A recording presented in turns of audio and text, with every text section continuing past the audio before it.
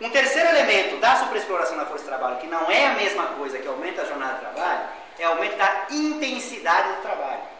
Intensidade do trabalho e produtividade do trabalho são coisas diferentes. Acontece que normalmente elas vêm juntas, mas são coisas diferentes. Uma coisa é você ser mais produtivo, outra coisa é você realizar o mesmo trabalho de forma mais intensa.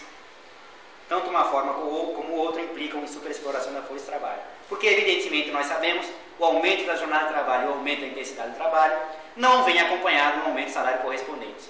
Eu não vou perder mais tempo com isso, todos vocês sabem disso. Segunda característica que faz nossas economias e sociedades dependentes e periféricas. O que a CEPAL chamou de redução dos termos de troca. Preto no branco, para quem ainda não viu isso, significa uma coisa simples, embora a explicação teórica por trás disso seja algo complexo. O preço das mercadorias que nós produzimos e exportamos para o centro cai relativamente, não é em termos absolutos, embora possa também se manifestar em termos absolutos, cai relativamente ao preço das mercadorias produzidas no centro que nós importamos. Ou seja, uma espécie de índice de poder de compra das nossas exportações vis-à-vis aquilo que nós não produzimos. Notem, do ponto de vista de estratégia de desenvolvimento, essa característica, é só você pegar os dados e você vê que uma tendência de médio e longo prazo da economia capitalista, nos força, em termos de alternativa de desenvolvimento, a constantemente ter que expandir o quanto exportado, o volume de exportação. Porque em termos de preços, nós estamos sempre perdendo. E isso por uma razão muito simples. Nós nos especializamos na produção e exportação de mercadorias, produtos e, às vezes, de serviços com baixo valor agregado, baixo valor adicionado. Porque temos baixas produtividades. Enquanto as economias centrais costumam se especializar na produção e exportação de mercadorias com baixo valor agregado. Enfim. Terceira característica que faz de nós dependentes e periféricos. Alguns autores chamam isso de vulnerabilidade externa, alguns chamam de fragilidade financeira externa. Não vou brigar por nomes. O fato concreto é o seguinte: as economias periféricas, por serem periféricas, não exportam capital, por princípio. Embora acabem pagando muito mais do que pedem emprestado, mas por princípio não são exportadoras de capital. De forma que constantemente, estruturalmente, elas remetem recursos excedentes para o centro da acumulação capitalista mundial. Ué, mas você não tinha falado isso em relação a comercial, a redução dos termos de troca? Só que essa remessa de excedentes para o centro, e essa é uma característica que se aprofunda nos últimos 25 anos, diz respeito ao excedente financeiro. Cada vez mais, no nosso balanço de pagamentos, a nossa transferência de pagamento de serviço da dívida externa, seja pagamento de juros, seja amortização de dívida, mas não apenas isso, a remessa de lucros e dividendos das empresas transnacionais, das filiais para as matrizes, e às vezes, disfarçadamente, essas empresas transnacionais concedem empréstimos das suas matrizes para as suas filiais, que acabam tendo que pagar um empréstimo fictício, obviamente, o serviço, a amortização, o principal da dívida e os juros em maior quantidade lá na frente.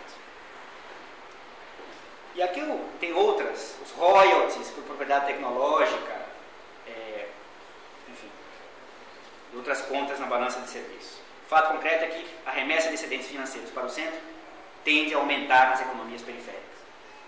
Quarta característica: distribuição regressiva, ou seja, concentração de renda e riqueza. Não são a mesma coisa. E isso não é coisa de marxista. Talvez o primeiro autor, economista, não marxista, evidentemente, para vocês verem que não é coisa de esquerda, rabugenta, dinossáurica, não. O primeiro autor não marxista a perceber a diferença entre renda e riqueza foi Milton Friedman, o papa da ideologia neoliberal, pelo menos do ponto de vista no campo econômico. Renda é fluxo, riqueza é estoque. E notem, não pensem nisso de forma estática. O fluxo, a renda é consequência do estoque. Normalmente é verdade. Mas você pode constituir um estoque a partir da acumulação do fluxo.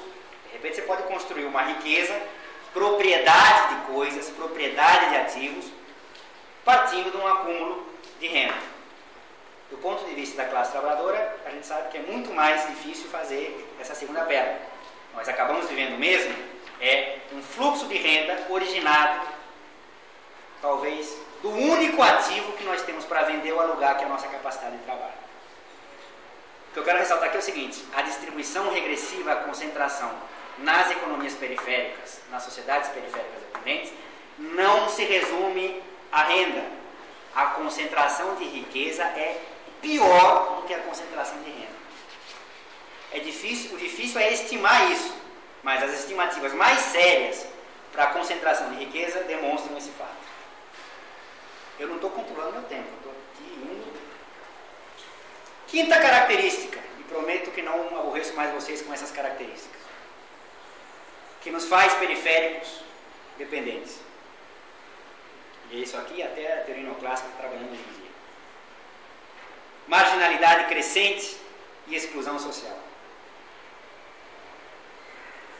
Não é?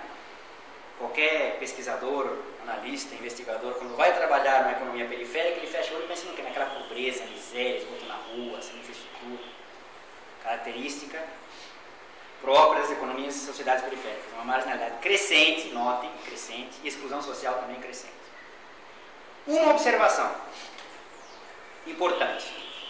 Um autor mais sério olharia para essas características e diria o seguinte: mas vem cá, tirando a remessa de excedente financeiro da periferia para o centro e a piora nos termos de troca, essas outras três também não acontecem no centro da acumulação capitalista mundial? Ou, para trazer para a temática que estamos trabalhando aqui, o neoliberalismo também não aconteceu nas economias centrais? Alguns dizem até que primeiro, isso é falso, porque a experiência pioneira do neoliberalismo aconteceu na América do Sul, aqui no Chile, inicialmente em 1973, e depois Argentina e Uruguai um ano e meio depois. Então, pioneiramente, o balão de ensaio sempre somos nós. Mas enfim, o fato é que, quando foi implementado nas economias centrais, também com essas características. Lembre-se da regulamentação do mercado de trabalho, superexploração da força de trabalho. Acabou-se com os sindicatos.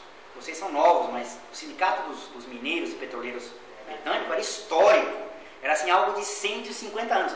Acabou. Não existe mais. Não existe. Fim de papo. Então, embora eu faça essa observação, várias dessas características serão características não de economias capitalistas periféricas, mas de economias capitalistas ponto, qualquer que seja a economia capitalista. O que nos faz específicos é o fato de nós temos isso, só que é exacerbado, aumentado, e como tendência crescente. Então, e como é que nós crescemos? Qual é a possibilidade de desenvolvimento que existe para uma economia e sociedade com essas características? Parece que não tem, mas tem. É só ajeitar essas características. Notem, para quem estiver anotando, talvez será mais fácil. Se você pegar a segunda e a terceira característica, a redução dos termos de troca e a remessa de excedente financeiro para o centro, você pega essas duas características, junta elas os ciclos de liquidez internacional. Falei que nem economista agora. Traduzo. Para quem não é economista. Às vezes tem dinheiro sobrando no mercado mundial, às vezes não tem. Ciclo de liquidez internacional é isso. Preto no branco é isso. Quando tem dinheiro sobrando no mercado internacional, às vezes sobra um pouquinho para a gente. Às vezes. E isso se reflete no preço que a gente paga por captar esses recursos. Normalmente, quando você tem ciclos, no ciclo de liquidez internacional, abundância de liquidez, as taxas de juros internacionais tendem, nem sempre é verdade, a cair.